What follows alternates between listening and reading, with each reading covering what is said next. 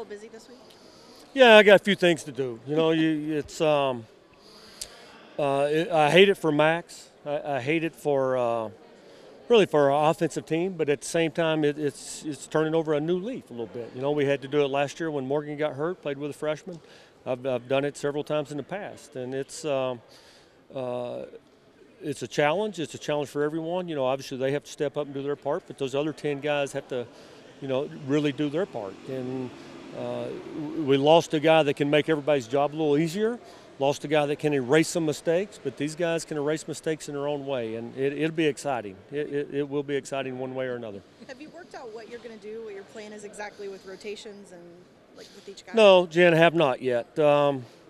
I have thoughts in my head, but a lot of it's going to be determined on how they practice, obviously today, tomorrow, and then again on Thursday. And not only how they practice, but the answers they give me in meetings, how they respond. And you try to play to each guy's strengths. And obviously Jalen has some things he does very well. I'm sure Patrick will have some things. As I work with him more, I'll figure out exactly what those are. But we're going to try to put him in positions to do the things they do well.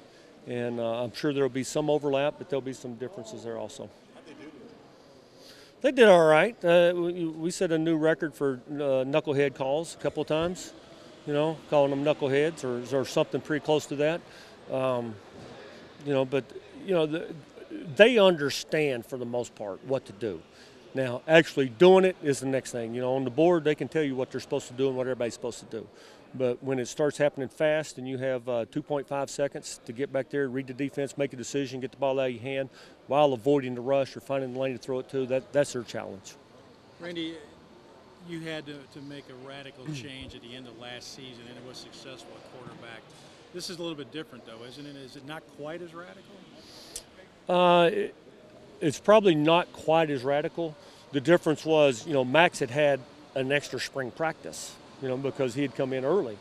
So he was a little farther along probably in understanding some things. But, kind of the way we're playing now, no huddle, also makes it a little bit easier on them to not have to understand quite as much. Why? Well, because we fix a lot of problems for them from the sideline.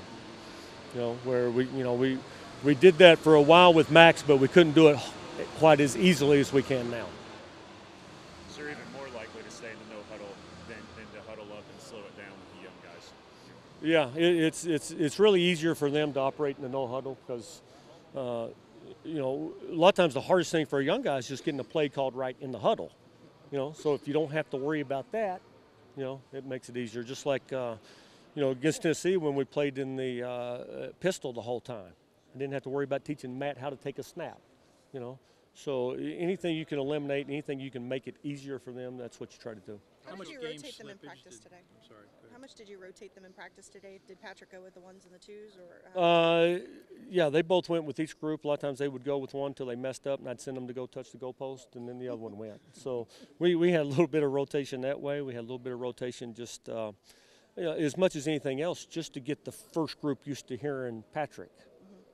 Just so they could hear his verbiage, they could hear his cadence and the way he communicated. And who gets the first snap, I don't know, but they'll both play. It'll have to be a rotation because I can't get either one of them ready to do the whole thing. And Jen, that's kind of what got us last week a little bit. We had plan A, our game plan, and we had plan B in case something happened. I just wasn't expecting to have to run 65 plays in plan B, I thought we had a pretty good plan B, but second half they kind of caught up to it because we had run it so long. How much game slippage did Jalen have against South Carolina, and is the only cure for that reps in practice? I'm sorry, game slippage? Yeah. What? He does it I in the just want to practice- make sure I understand exactly. He does it on the practice field, but when in the game, it kind of got away. We had honestly too much of that, and one play is really too much. But we had several plays. We had several plays that. At the end of the season, you do your cut-ups of your plays, and then you have another file that's plays that are so screwed up you don't even recognize them. We got several plays that went in that file from last game. And oddly enough, we actually had 3 third-down conversions on those. So. Are you going to put them in the playbook then? No, we're not going to quite stay with them, but sometimes it's good to be lucky. How'd the third down conversions happen? The plays were screwed up. Was scrambled on a couple of them, and one ball got deflected off a defensive back's hands, and Darryl caught it around the sideline. Easy or tough to be patient patient with everything going on, trying to get two young kids ready? You know, the older I get, the less patient I am, honestly. And I think part of it is they have to understand the sense of urgency to get better. You know, not being patient doesn't mean you don't understand there's going to be mistakes. And I do understand there's going to be mistakes. And you know, you just got to make sure the mistakes aren't the kind that kill your team. You know, they aren't the ones that turn the ball over. They aren't the ones that lose 12 yards, things like that. You know, we got to keep the mistakes to a minimum, not do things that's going to get us beat, and then make the plays we're supposed to make.